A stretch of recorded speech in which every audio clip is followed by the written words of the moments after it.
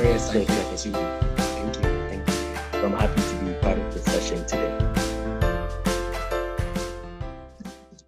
COVID-19 has just come up in the first quarter of the year in March, when we were all just gearing up for the year, and then all of a sudden, looks like the world has come to a standstill. People cannot travel, people cannot do certain businesses and all. And then as young people, it's affecting us and then the way we are going about our work. So this is what this discussion is going to be about.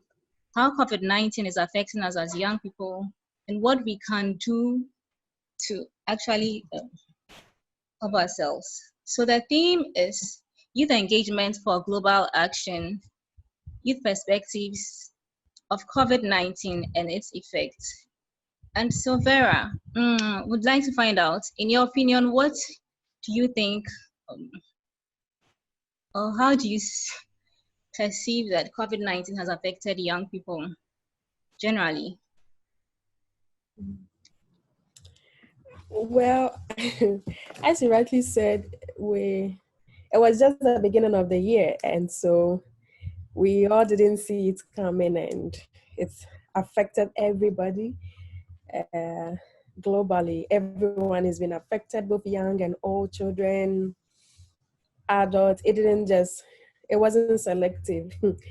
It was really a serious pandemic that all of us are suffering. And for us as young people, it affects us more, especially because you want to ask yourself, who are young people? And so why does it affect us more?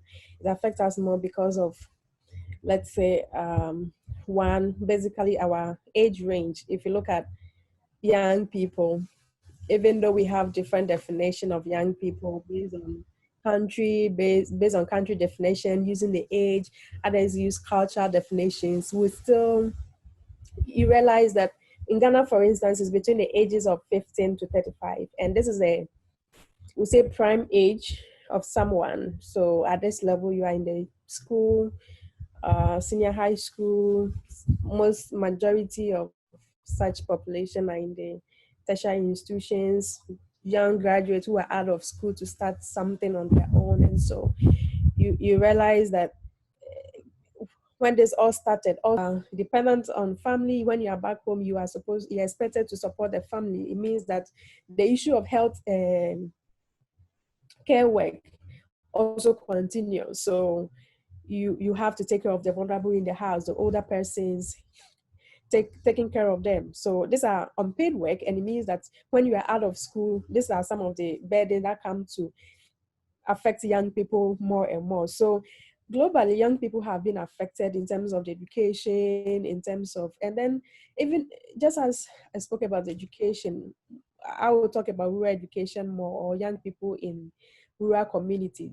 You realize that the world tries to use digital education or digital means of learning, but it's quite disheartening to see that a lot of young people were not able to participate because, one, there was no electricity for some of them to even have internet connection, and there was no internet as well. So the issue was not just only about internet, but also more of electricity. So when there was some education on television, online for students to participate, you realize that our young people are more at risk. They were not able to participate. So they found themselves in such a vulnerable position.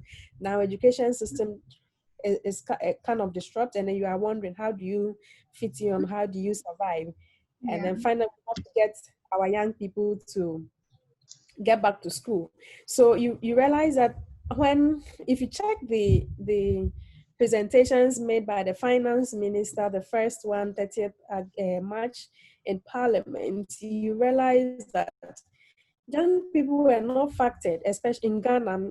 This, my example, is coming from Ghana. So you realize that young people were not factored into the whole scheme. It came and we're not prepared, but in government responses, we look at government responses, you are least thought of. And even you look at the decision-making body, which people made up the decision-making body in terms of this COVID response. You realize that they were all adults making decisions for young people. So already young people are underrepresented. We formed a majority in that space, the youth body, but unfortunately we are underrepresented in decision-making and participation. Critical things that happens to young people, we find many of them being decided for us and not being part of this whole conversation. So you realize that it affected young people more based on our societal structures, based on our societal ways of doing things, because already we are not part of the whole decision making. And so in this period, it was not a time for them to even get back to us. So we had to find our own way to survive, and everybody hooked on to the internet in the cities. And then you realize there were a lot of cyber bullying and attacks as well. So in this short time, there were, well, I'm sure we'll talk about the other good stuff that came out of it, but in terms of the impact, we realized that negatively young people were more affected than other youth, other category of age, if I should say that. All right. So thank you, Vera. Mr. Enoch Ejapon, also in your opinion, how do you think this COVID-19 has affected young people? Well, I think that to a large extent, first and foremost, I would want to thank COVID-19 for coming, because COVID-19 has given the young people a sense of what it means to have something like a global pandemic. Literally in the sense that we've all had World War I, World War II, we've seen this, we've seen that. I mean, we've heard this, we've heard that, but we haven't seen any of those. I'm just trying to start off with this point to sort of let us know, and in line with what Vera was ending on, that yes, there's been some positive sides. I think also there has been some positive sides. Give it or take it. We all understand that as per the natural laws we live in, some things go, some things come. We have had a period where we have experienced this extraordinary development in our world. Some people say they would have stories to tell their children, but as to whether it's been positive stories or not, I think it's all been things that we have gone through. Before I start off into my own opinion, I just did on the spur of the moment, just used what we the young people also try to do. We use the power of the internet. So I went online right now, and what I did was just to go to ILO, and when I went to the International Labour Organization, I picked up something quite interesting which I want to just share. And that which I picked up from the ILO literally has to do with a report that was seen from their most recent report they have published. And so I'm just going to show you that one now. I think I have a lot of things open here, but this particular one, I just want to show it to us. It's just a 1 minute, so we can all preview it together. So just for a minute, please listen.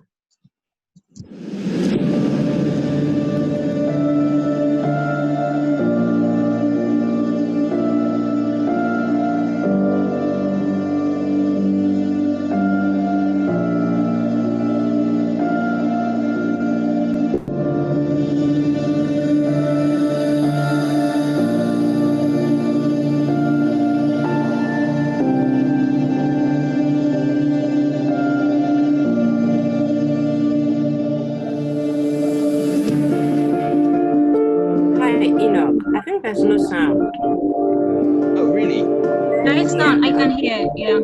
There is. I can't hear anything at all. Can everybody hear him? Yeah. I hear him, but aside that, I can't hear anything. So it's literally just giving the figures. If you want me to speak to it, it's talking about the fact that youth voices are heard in critical times.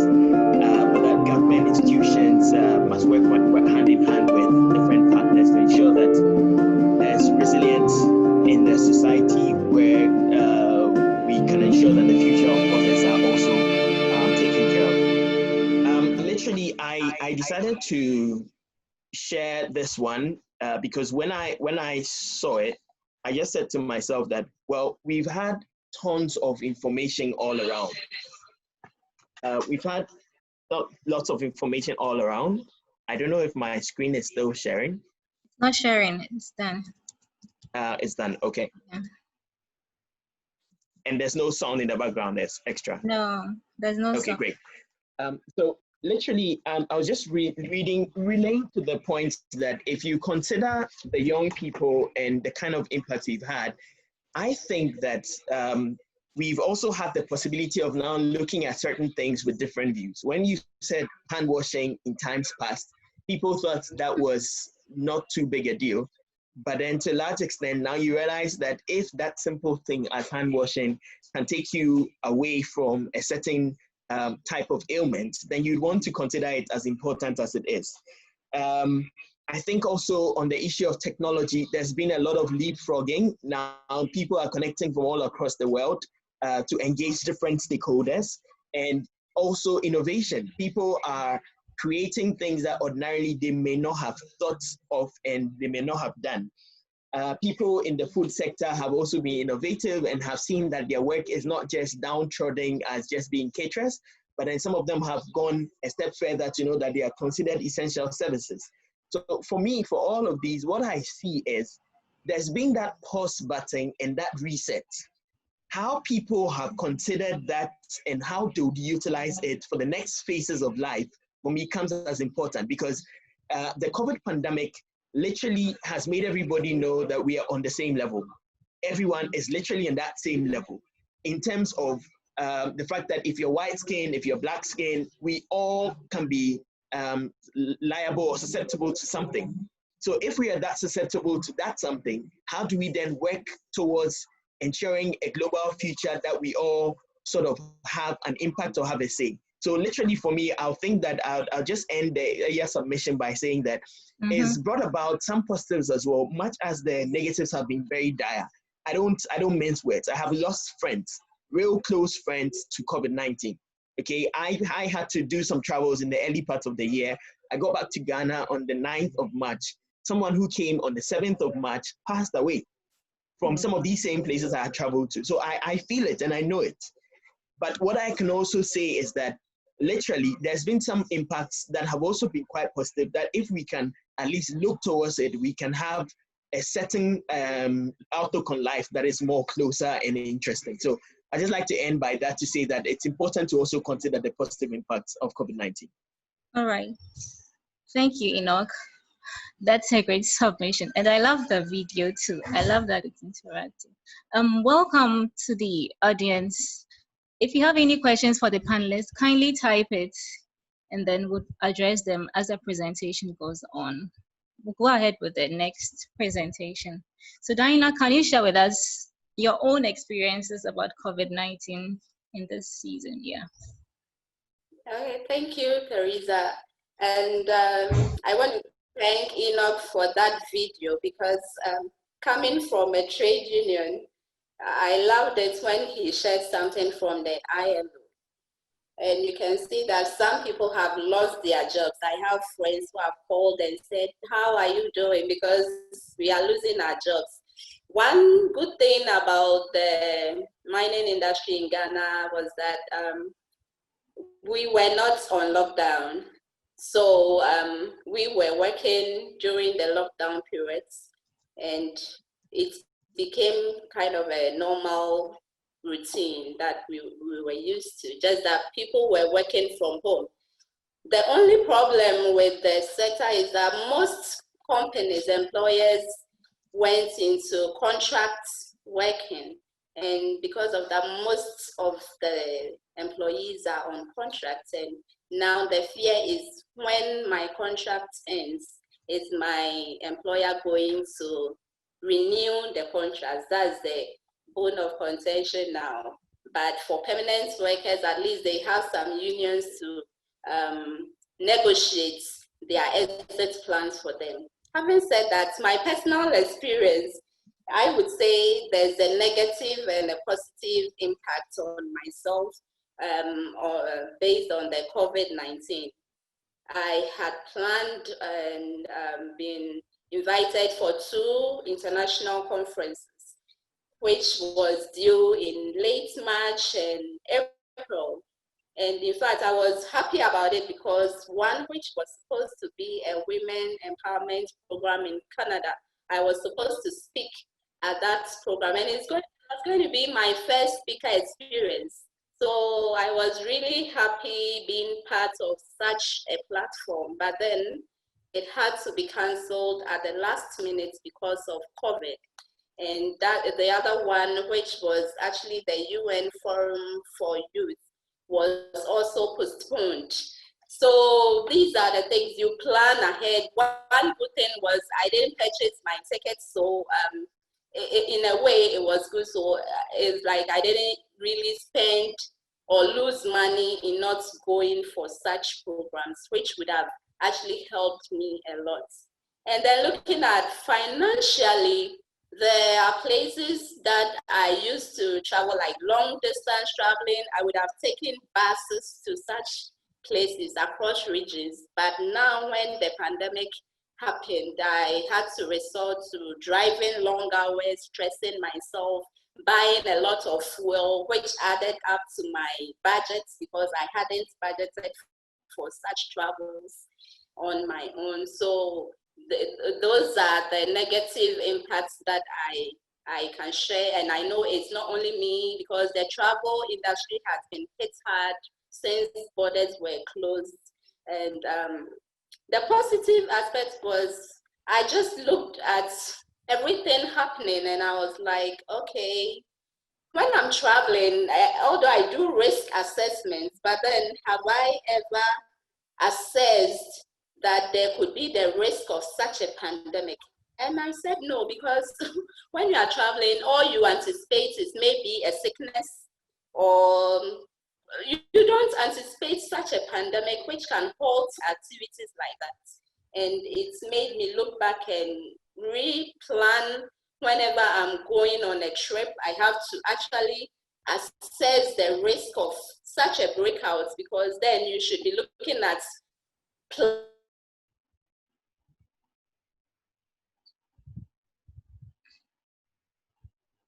Hello.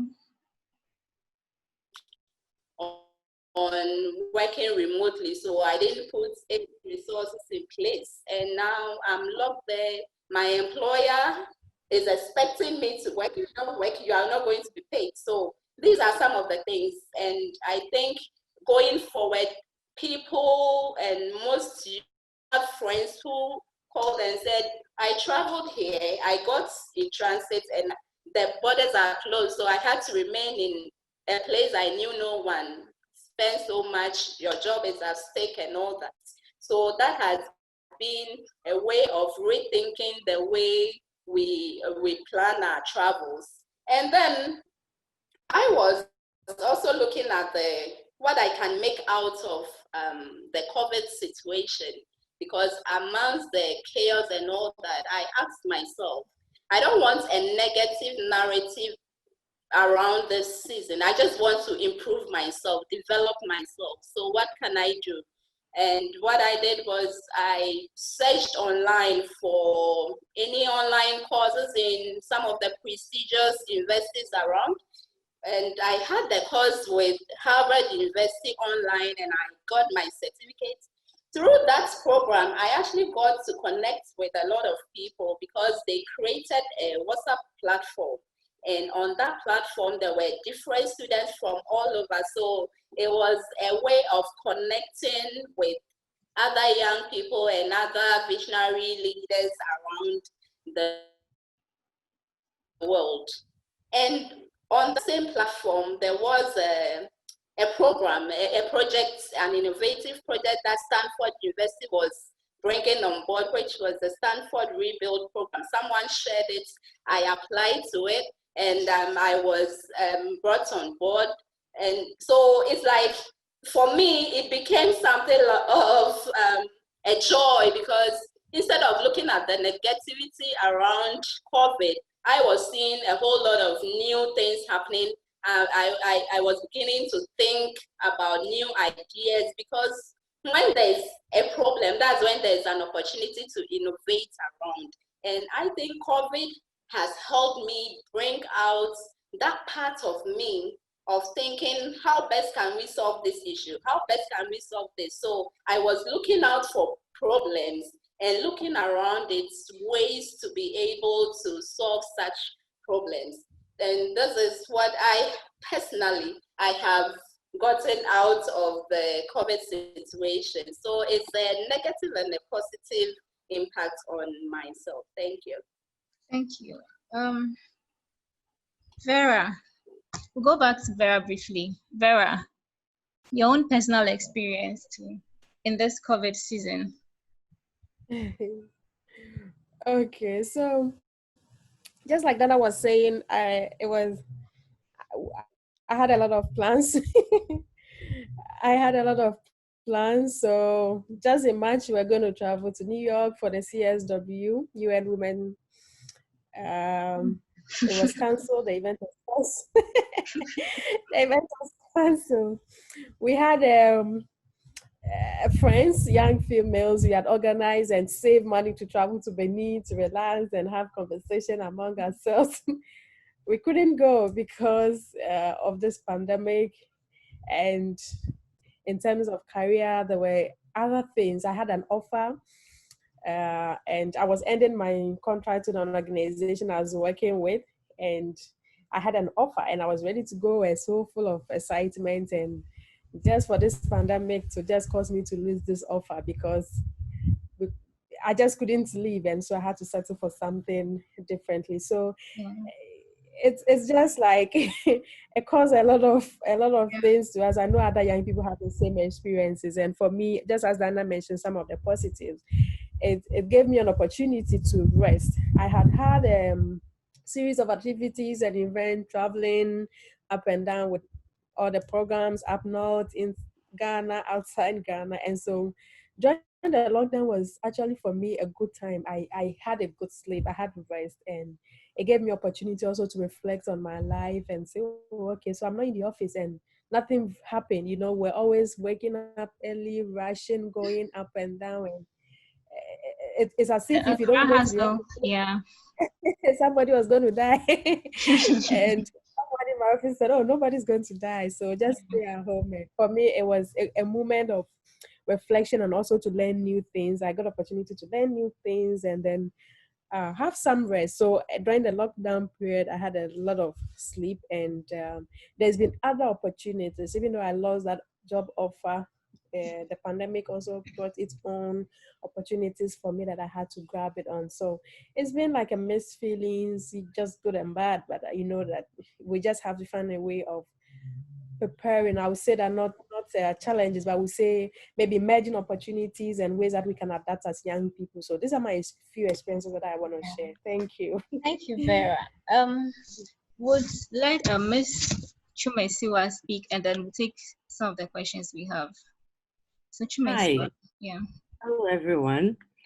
So I think most of them have spoken so much about work and how it impacted them. Well, it impacted my work too, but I would like to talk about a more personal experience. So, like Enoch said, I did a bit of traveling at the beginning of the year. I got to Ghana at the end of February, just before March. And before I left, when I was leaving Europe, I saw that the pandemic had already started, like people had already started dying. So it was a bit of a scare. But when I got to the airports in Europe, I saw that nothing was happening. It looked like nobody was happening, nobody was dying anywhere. So when I got to Ghana, the first thing I told my mom was like, oh, we really have to take this thing serious, start washing our hands, do this, do that. Then they were like, oh, but even if Europe, they are not doing anything, what shows that this will be? Then I told my mother that I see this happening, something is going to happen. So before long, then 2 people were infected and this whole thing started and the whole world changed, like Vera said. So for some of us who are very active, I every day I leave home around, before this pandemic, I leave home around 4:30. I go to the gym before work. I do that every day. And sometimes when I close after, I go play tennis before I come home. So I have a full day. I go to church on Saturday. On Saturdays, my day starts around 8 a.m. It finishes around 7 p.m. So for me to stay at home, locked down, like continuously, what do you do with yourself? So I was one person who always thought, oh, I always have to go to the gym continuously. I can't do anything. And of course, I'm also a photographer. It means most businesses was not happening. You can't have weddings, you can't have any groups, so you're just home. So then I started working out at home, because if you're staying at home, so one thing for me that worked was to stick to a schedule. So day one, I spoke to a mentor of mine. So day one, I just prepared a timetable. I'm still waking up at 4:30. I am working out at home. I work out the same time. When I'm done, what do you do? Like Dinah said, I had some online courses. I'll finish those ones, but I had a schedule. This is what you're doing. You end at this time. I go for a break, then I continue. So I was still finishing around 5 p.m. But of course, I'm doing it in the comfort of my home. So then it's easier. So one thing I can say is when these things happen, you look at the situation and you react to it. You don't just, and there was one thing I saw around that said, oh, if there's lockdown passes and you don't learn something, it wasn't time that you have. But we're different people. We react differently to situations. There are people who, in the lockdown, just keeping their sanity is enough. And for them, they have done it. They made it through. So if for you, like me, you have to keep active, then please find something to do. And still, we are in this new normal. So we still have a bit more hours than we used to have at first.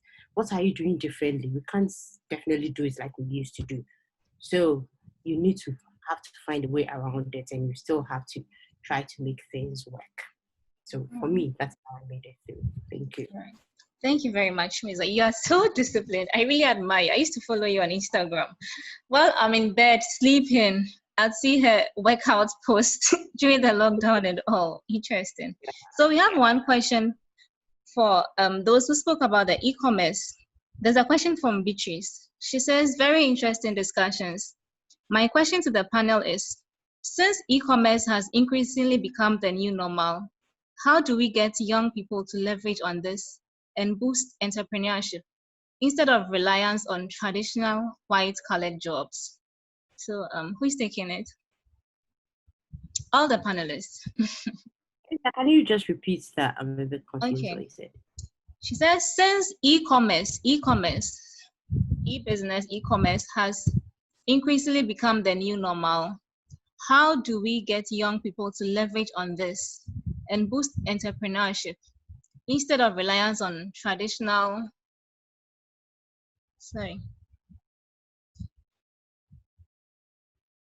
instead of relying on traditional white-collar jobs? Yeah. How can we encourage young people to leverage on e-commerce and promote entrepreneurship? Yeah. Marisa, I would like to take Okay. that. So as I was sharing the course I did with Harvard Online, it was actually on entrepreneurship. You can see that I am with the mining industry and I've been working with these multinationals for long, but then someone would ask, why would you want to learn something about entrepreneurship? It's because of what is going on. In fact, you cannot be employed all the time, all the years of your life. And it gets to a time, because most people love to be employed, they don't look around for other opportunities which can equally bring in income. And that was the main reason I joined that class. And the Stanford Rebuild program I talked about is also for entrepreneurs, up and coming entrepreneurs and startups. So when you go online, you see that there are a lot of information on how to start a business. And young people should start looking out for this information. What Stanford is doing is they are giving us all the resources available to help you identify your users, identify your customers, and all the every information that is really important for a business to grow. And I believe young people from now should start going online, looking for people who have already been in business and talk to them, learn from them, and then be able to bring out ideas. As I said, there's a problem, and you look around to see if there is a solution to a problem. So entrepreneurship begins with you identifying something as a problem and trying to solve that problem. And I believe that if we as young people begin to think in that light, then entrepreneurship shall come to be something for all. even though you might be in industry employed by someone else, you can still have your small business aside, giving you extra income. And looking at the e-commerce thing, it has become the normal, the new normal now, just that there are lots of fake sites and all that. So do your best to get verified and try to operate a platform where you get people to trust, because without trust, you can start something good, but then when people doubt what you are bringing on board, then it will fail. So as we try to build such platforms, we should try as much as possible to make it more quality-wise than getting people on board and defrauding people, trying to get people who are not reliable in doing business with. So that's the little I can say about the e-commerce thing. Thank you. All right. Thank you. Yeah, Enoch. If I can just add a little bit to what Sure. Dinah said. So the point I would sort of stray on is not even look at it as e-commerce in the sense of e-commerce, but more on digitization and then digital businesses. The thing is, in many countries, China, different parts of Europe, the Americas, etc., they have been using the same gadgets we have in our hand to transact a lot of business. We, unfortunately, on our side, although we know that we have done that leapfrogging of technology, and so mobile phone penetration is so wide because of our infrastructure deficits and the fact that we therefore had to move away from the landlines to have these ones, we haven't necessarily seen it as a powerful tool. What we have been using it for is more the socialization and interaction rather than the value addition and money-making scenarios we can have from it. So I think it's just a matter of knowing that, for example, if you are even on Instagram, the IG platform you are on, by having certain ads there and other things, you can be paid for it. But how many people know that? How many people are really utilizing it? By the Facebook that you're on and the kind of utilization of Facebook you have, you can actually get paid ads. You can be an analyst for a company because now they, by themselves, are relying on some of these technologies. So if companies that have been traditionally focused on traditional things are now knowing that there's this, and you are much sharper on it because you can even help set up Zoom meetings or set up WhatsApp, find yourself in that space more closely so that you can boost that level of entrepreneurship that we are talking about and to be able to market yourself and make revenue. Okay, so it's just a cultural shift in the mindset that, well, these gadgets and these e-commerce space and then these digital spaces were not just created for the fun. We have used it for fun for too long. Okay, and as an example, even on the traditional things, you'd recognize that, for example, tourism. We in Ghana have lots of places that we could see as tourist sites, but we don't see it until some white man comes somewhere to, go into those places, and you realize that the taxi driver who took him is getting paid for it, etc., etc. Yet, though, in some countries, tourism is all that they have as the economic sector. Understand? So just to break it down into simple words, what I would say is the tools that we have in our possession, because we are more tech savvy and we are more digitally open-minded, let's leverage on it nicely and move forward. Chumwa just said it. She used to do she does photography. I know people who would now know that they are leveraging on the photography they have to create much more portraits for people, and they specialize in that area. It's important to just think through it and then know exactly what can take with you and then how you can make money from it. All right. Thank you, Enoch. Anybody? All right. So we'll go straight to Imrana. Then we take the next question. So Imrana, can you share with us how young people can move forward, the way forward for young people? Yeah, I think we have identified some solutions already. From some of the challenges we identified, some of the speakers have already to look at the solutions. So the first one is about the loss of life.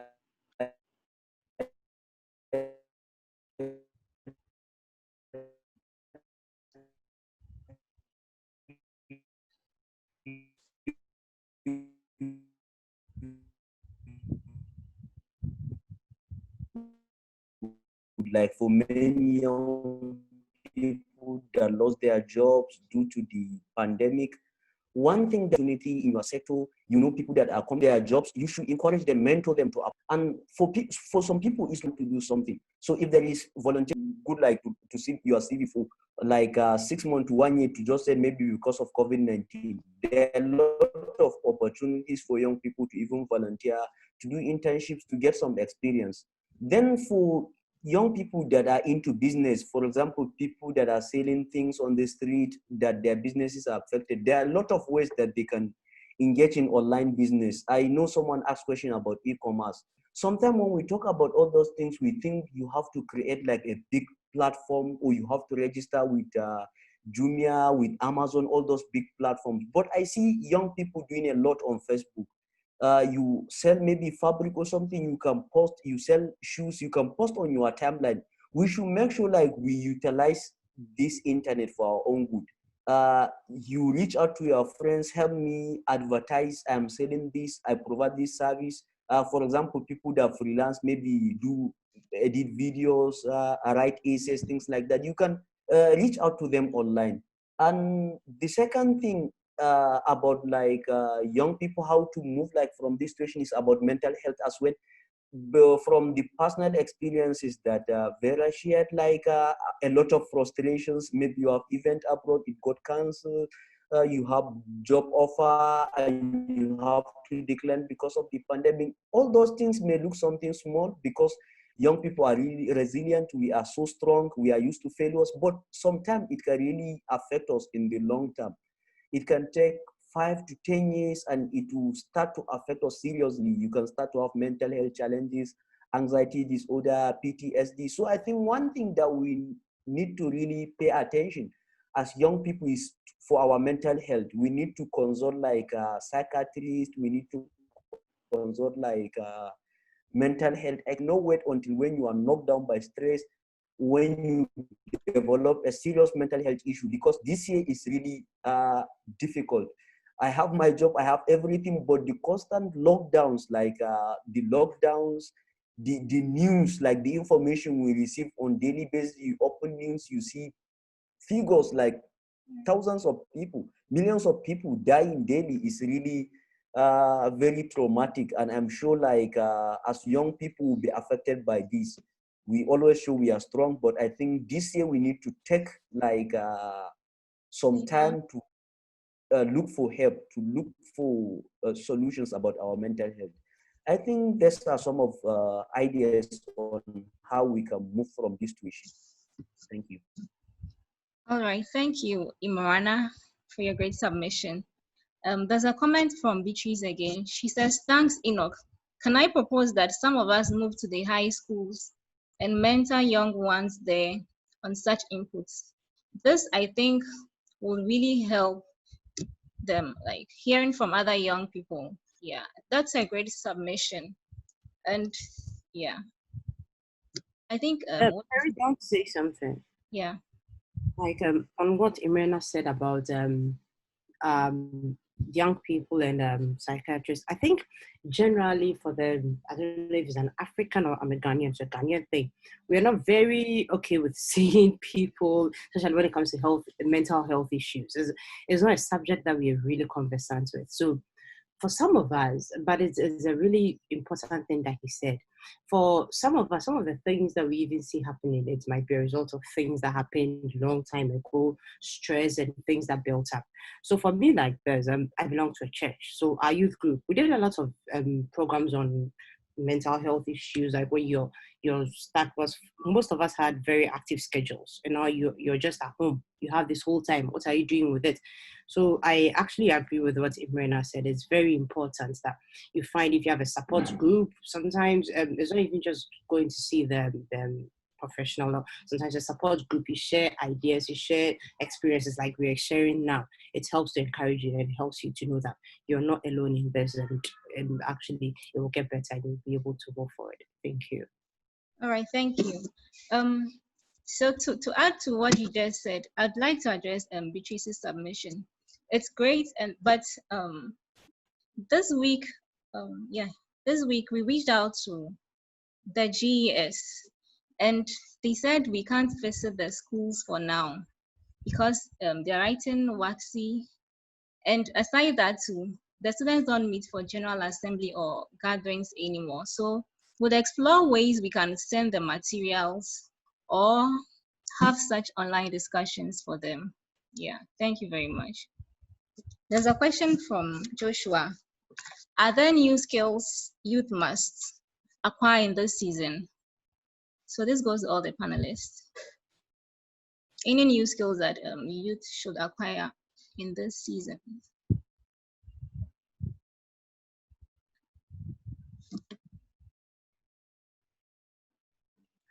I think there are, because especially if you look at what you're doing, you see, as the lockdown happened, most of us had to stay at home. And I think Enoch mentioned something about photography and portrait service. So for instance, what are you doing? Like we're just talking about e-commerce. What's the way to go about it? Is there a way I can make it more COVID friendly to people? Do I need to digitize it? What am I doing? For instance, me, I'm a photographer. We have events. Now there are no more events. What do? You can schedule family portraits. You go to the person's house. Of course, you follow the COVID protocols. You take pictures of the person. Rather than going for events and all that, you take pictures, you do the framing, you do all that, then you do a portrait service. So, of course, you look at what you're doing, what you can do to it, because the skills will also depend on what you're doing. How do you change it? How do you make it adapt to the new COVID-19 era? So what are you doing? What skills can I add to make it better? But of course, there are always new skills you can acquire during this time. All right. Anybody else? I think Sonia wants to speak. She's a participant. So let me unmute Sonia. Okay. Sonia, you can speak. Unmute and then speak. Hi everyone. I hope you guys are doing well. Yeah, she's speaking from Togo. Yeah. So. Okay, so I'm so glad to be here with you guys. I just joined the meeting, and hi Imrana and hi other families. I think there is a lot of skills we young people can learn during this pandemic or during this lockdown. Apart from the poetry, my sister just spoke about, as to mention just one of them. We can learn many other skills, and as a digital person, I will just jump to digital skills we can acquire. And this pandemic or during this lockdown, I learned a lot. I subscribe for online courses, and that if you have internet access. And many people will probably say, no, internet, you don't have internet access, and so on and so that. But the fact is that during a day, you can use your data, like to download videos or to be watching WhatsApp status. That will not won't bring something better for you. But yet, if you go for online courses and you subscribe and you start learning, for instance, coding, you can learn it for free. We have many online platforms where we can learn all those stuff. For instance, open classrooms. You have open classrooms where you can learn. You have like Microsoft just released another online course which is free. You can learn how to become a graphic designer. You can learn digital marketing and all those stuff. So there is many skills we youth or we young people can learn during this period. And as a matter of fact, I can say that everything I'm doing today, I learned it online, like from the graphic designing and from the social media management. I learned everything on YouTube for free. I learned everything on YouTube for free, and yet I've gone for some online courses that required for me to pay. But at the beginning, I learned most of them on YouTube for free. And during this pandemic, an enterprise just contacted me, and they were like, okay, we've heard that you are good on social media management and graphic design and all those stuff. Can you come and work for us? Because we just realized that the world is going more digital and we need people with skills like you. And I was like, okay. And this is how I got hired with that society and resigned from the old society I was working for, and I got hired for that society. And just imagine if I didn't acquire all those skills, they might reach out to me, but I won't be prepared and I won't be ready. And we all know that during this pandemic, people lost their jobs. Many structures, they went bankrupt and all those stuff. So don't just focus on how we traditional know or how we traditional do, but let's move to the digital, and the world is becoming more and more digital. Nothing can stop us, because when I started like those digital matter, I didn't even had a laptop back then. So yeah, I didn't even have a laptop. So I go to my friend, please, can I use your laptop for like 1 hour, 2 hours? And this is how I started. I come from a poor family, but by the grace of God, I'm managing. So there is a lot we can learn, and where there is a will, there is a way. Thank you. Thank you very much. Thank you, Sonia. Enoch, yeah. Yeah, I just wanted to add a bit. So literally, like I said earlier, and I'm happy people have touched on it, the digital skills are very essential. Creativity and innovation is very essential. So like I always like to do, I've also decided to Google again, and I'm seeing that on the European Commission's page, they have indicated 8 essential skills to succeed in a post-COVID world. And for me, I think to answer the question, first and foremost, I'll say there are no new skills literally. It's not about new skills. It's about bettering or understanding what you have, and then building on those, because these skills are the same skills that have been existing in times past, which include leadership. Okay, it is stated here that you require a lot of leadership skills to be able to ensure that you're able to move people and inspire people and motivate them, etc. This is a skill that you should have already, okay, or you should be aiming to build on. So COVID time or no COVID time, etc. is a key thing. Emotional intelligence. This for me has been a very positive thing since the early 2010 period, when I sort of had a deeper understanding of it during my MBA period. And so I sort of literally have been focusing on emotional intelligence, and I speak to that in different forums. I would say that has been mentioned here in the European Commission's website. I'm just using it as an example. All right.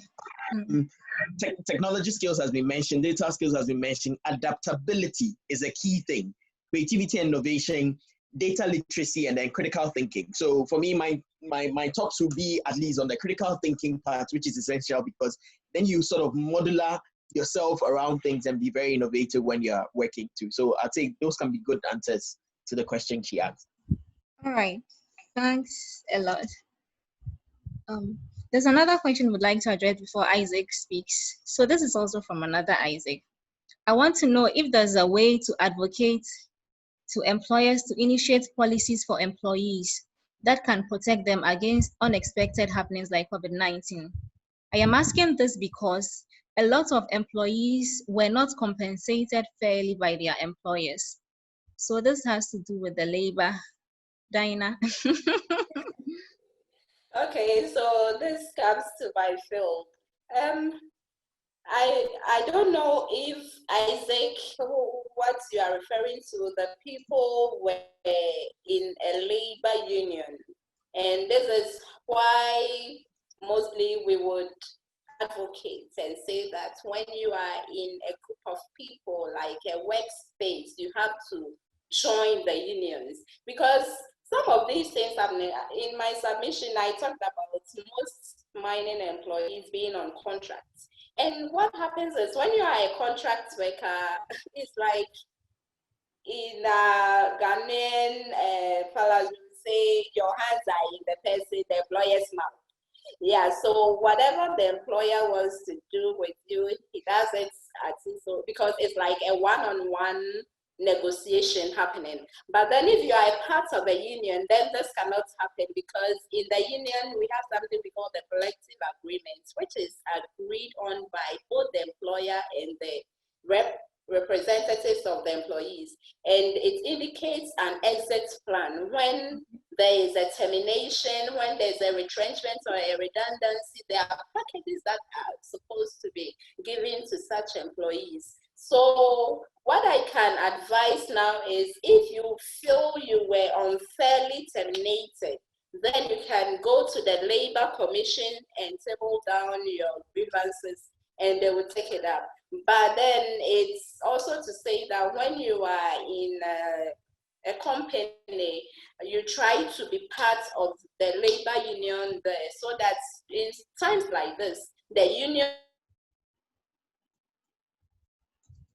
bring out alternative actions, not necessarily taking people off duty, but then there are other ways that these issues can be mitigated.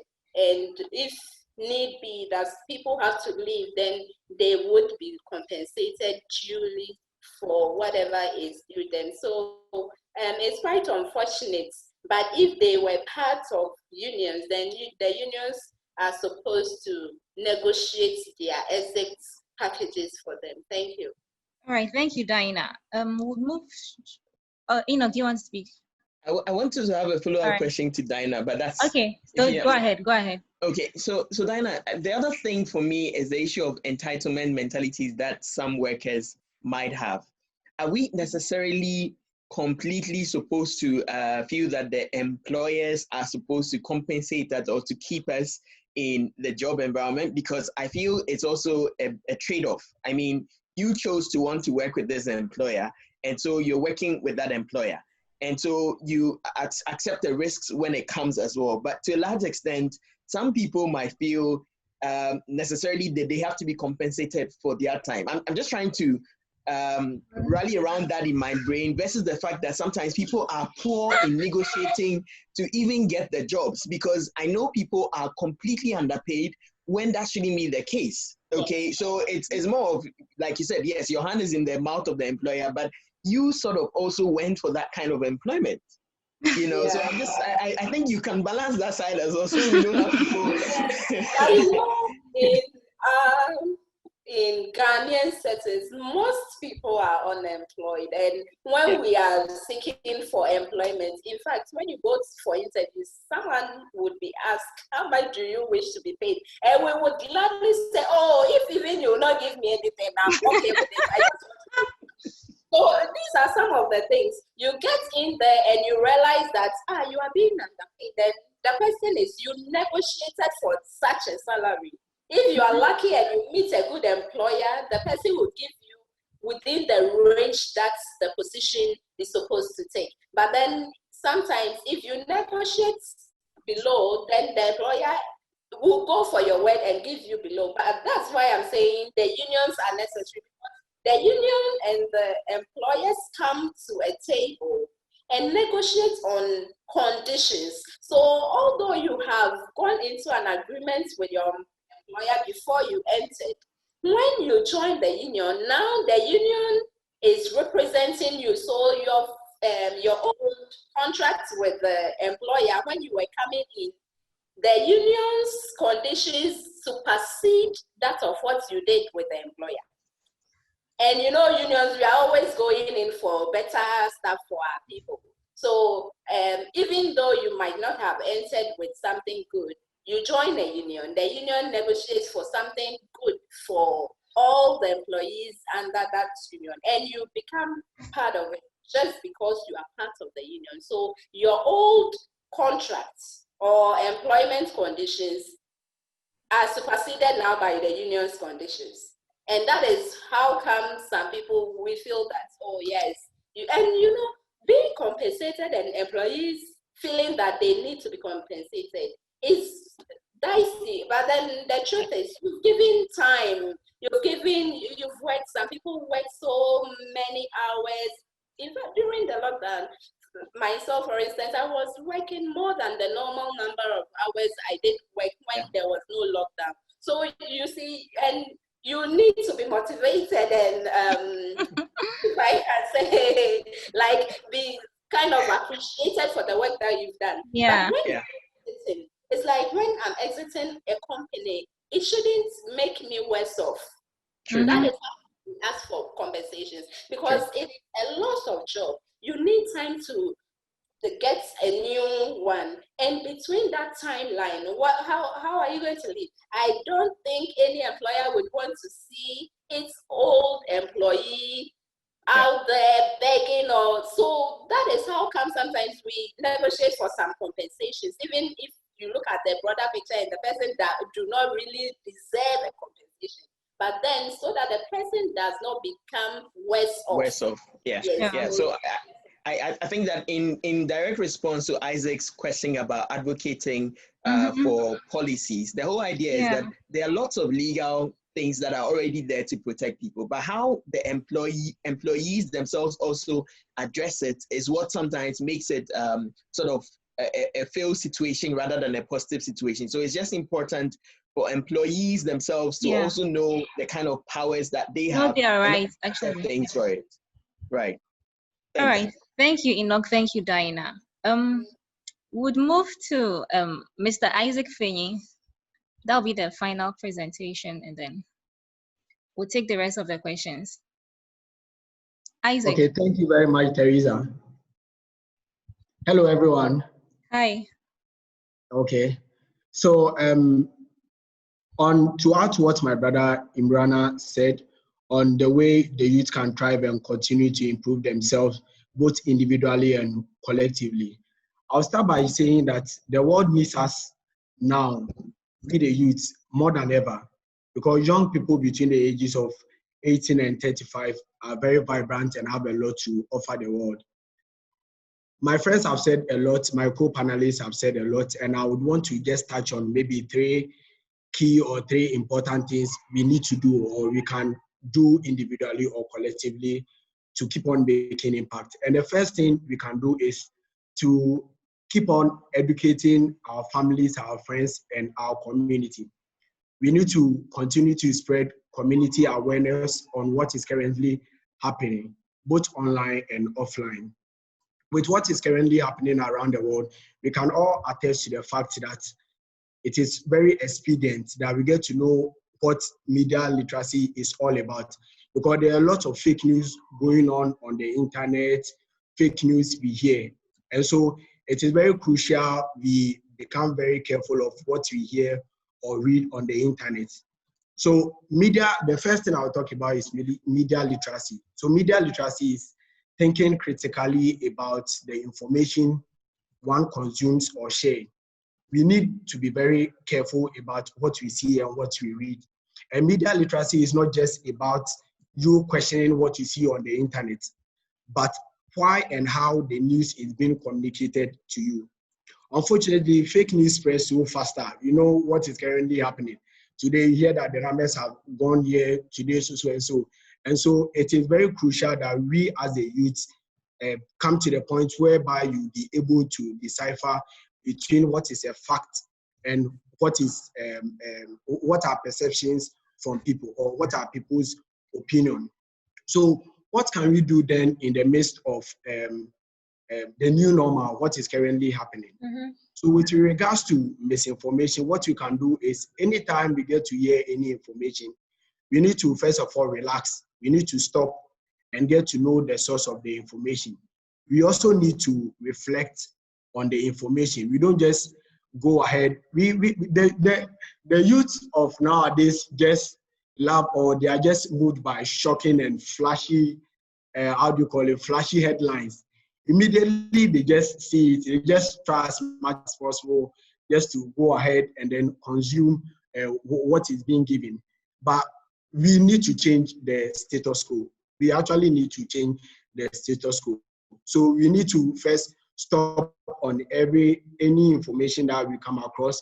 We also need to reflect on that information, ability to decipher between what is the fact, what is actually true. And lastly, we need to verify.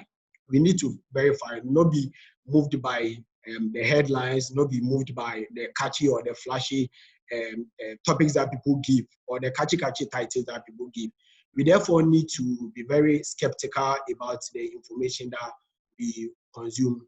Moving on, I think we can also volunteer. We can sign up to some good courses as the youth, because I believe that individually, now that this new normal is in town, we don't necessarily need to wait for someone to bring us a job for those who are not currently working. You can sign up to any NGO to help develop your skills, and collectively you can even come up with an idea, and then like what we are doing. It's a group of young people that have actually come into agreement to organize this, to have this conversation. And to round it up, I would also say that everything starts with the mindset. We should be very poised and have the mindset to really make an impact, a mindset to serve. And I believe that we will gradually get there regardless of what is currently happening. Thank you. Thank you, Isaac. Teresa. Yeah. Thank you for your submission. Well done. Okay, so there's a question by Nathaniel. If the discussion will be shared later for those who joined late. Yes, Nathaniel, we'll share we are recording it, so we'll share the video later on all our social media handles. And then for those who registered, we'll send you a mail as well. So that's it. Thank you. All right, Isaac wants to speak. Isaac iPhone. So Isaac iPhone says, I have learned skills I want to share, right? Thank you very much for the opportunity to be a participant to this program. I think during the COVID issue, I got myself to learn some few things online. And then some of the things I learned was how to prepare organic manure, because I find myself working with rural people, mostly in the rural communities. So I realized that most of these farmers had challenges in buying fertilizers and all that. So it came to my mind that during that period, I have to use that opportunity to search for information on how to prepare organic manure. So after doing that, I gave myself a chance and then found a very good university that was into this organic manure preparation. So I learned it, and then I was training some of these farmers. And currently, I have over 25 farmers who are seriously benefiting from this organic manure. And now they don't even face or think about going out to the market to be buying fertilizers. On the other hand too, I also learned on how to grow mushrooms. I found that most of the programs, especially in the cities, the youthful guys are not really suffering that much compared to some of these guys who found themselves in the poor communities.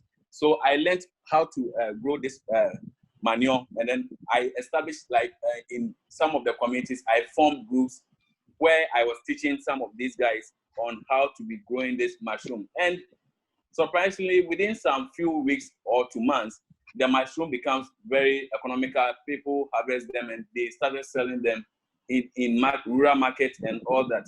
So I felt that some of the things we learn online to have been helping so much, to the extent that within the rural communities and the peri-urban areas, we can learn a lot of these things and then be sensitizing some of these youthful guys who have no skill at all to also gain economic power. So I felt like sharing this few information to you. Wow, impressive, Isaac. Well done. You used your time to learn new skills. All right. We'll go back to our panelists, their final word from each of them. So we start with Vera. Teresa? Yeah. Oh, that was very impressive, yeah. Isaac. I'm so impressed. You need to teach me how to do the mushroom. I'm sure I should start some business soon too. Yeah. You just got her business partner, actually. I know, right? Okay, so for me, what I would say is that building on what our colleagues have said, we need as young people to build ourselves, to build our own capacities and capabilities. We have to learn to read more and also to learn new skills, soft skills. Enoch spoke about it, not new, not entirely new, but all the things that we know already. How can we put into our best? How can we advance our work? Sometimes in the office, you have people coming to you to teach them how to work on Excel, how to use the Google Forms. These are things we can, in our comfort of the home, we can really work hard to advance it. And then you realize that talking about the e-commerce, I think my colleagues address it perfectly. You don't need sophisticated technology. Just use of our smartphones can help us to advance very well. And for me, finally, I would say that in as much as young people have a role to play, we need to also ensure that we have the government protection. A lot of young people are in the informal sector. So when we spoke about the compensations and unions, they are not in the unions because they don't even have employment. They don't have bargaining power. You go into employment and they're asking you for 5 years experience, 10 years experience. You have young people coming to as graduates, like graduates, young graduates coming out of school, and then all the requirements are such that young people cannot fit into it. So they have to settle for less. And these are some of the situations that young people find themselves into. And so it's important that we seek for government support. There's some social protection that we need to ensure that young people are protected in their jobs, and we shouldn't just leave them out there. They don't have the bargaining power, Diana. They don't have it because they don't feel it as struggling. So you realize that young people just settle for less. You have the university graduates with masters, and if you look at the job they are doing, because there's no opportunity, there are less opportunities, and the few ones there, people are struggling. And so also to encourage those who have the opportunity to get into the formal structure, look at some of the agreements. I recently, last week, we heard about some of the oil companies suing their organizations because they found in the policy that in such unforeseen situation that could change their life, an example of this pandemic. So they are suing the company and they are getting a lot of compensation. So some of them are able to get their way around it, but for some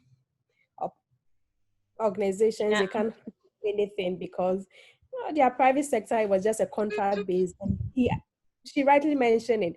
Even in the mining company, they've moved most of them. They've transitioned them from permanent workers to contract. So you have 2 years. After 2 years, your contract is over. So you have less bargaining power. So it's important that we look at these measures. The labor unions, government has to step in to protect young people to ensure that they have decent jobs. Because as part of achieving the SDGs, we can't just allow this to happen. It's important that deliberate steps are put in place to ensure that our young people are protected and they have decent jobs. So I think that this is what I'll Thank you, Farah. Ms. Chumi, please share your final thoughts. Okay, thank you, Theresa. Today has actually been entertaining, and I'm actually glad for everybody and for everything we've shared. I think we've all learned something and we would all take something back. For me, I think for anything where you find yourself doing, even if it's studying, COVID-19 has changed everything. So we should learn to adapt. We should always think about what new thing we can do to improve what we're doing, or what we can do to make it better, what we can do to bring the service that we're bringing to people. How can we still take it to people? So for me, we need to learn to adapt to what we have now, because it's the new normal. And I think it's going to be like that for a while. Thank you. Right, thank you. Dinah, kindly share your final thoughts. Hello, Dinah. Yeah. Hello. So there have been a lot of information, and I will reiterate what Sonia said. A lot of information is out there online. A lot of these prestigious universities around the world are giving out free online courses, and young people must take that opportunity. They must take advantage of those opportunities that are out there. You will be surprised to see that Harvard has free courses, MIT has free courses. A lot of the universities that you can think about. And in fact, if you have those online courses, you realize that you get more information and it helps you to come out with ideas you've never even thought of. So I would encourage our young people to take advantage of those avenues and then be open-minded. Yes, you shouldn't wait to be employed, because we find a lot of people in the houses because they are wishing that they get employed in a very big organization. These days things have changed and we have to change with the situation. So we have to take advantage of online opportunities that will make us better than we are now. So that is the only thing I can say for now. Thank you. All right. Imrana, kindly share your final thoughts.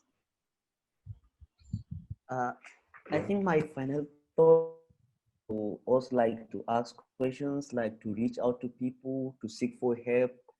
There are a lot of resources out there, not only like online resources that they mentioned, but from people, from your friends, from your colleagues. So I encourage young people to leverage on these networks. Thank you.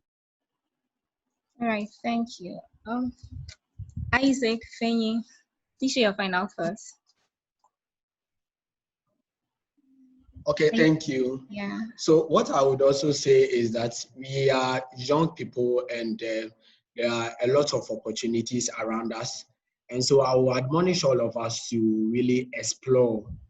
Okay, we should really explore. We should be able to network and collaborate with other young people to come up with amazing projects and help our communities.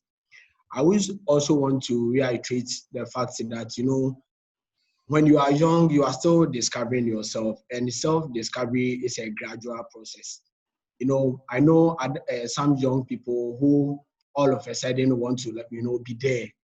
Like, you know, you finish school and you get employed. It doesn't really work like that. Okay, in our system, it doesn't work like that. So don't give up if you are currently not employed, or if you are currently running your own business and it's not really booming. And we shouldn't also be afraid to make mistakes. Mistakes should keep us going. Mistakes should even make us more stronger. And to end it, in light of this year's election, you know, we are in an election year. I would also admonish, okay, for Ghana. Thanks for the correction. Yeah, for Ghana, I would admonish all of us to stay out of trouble.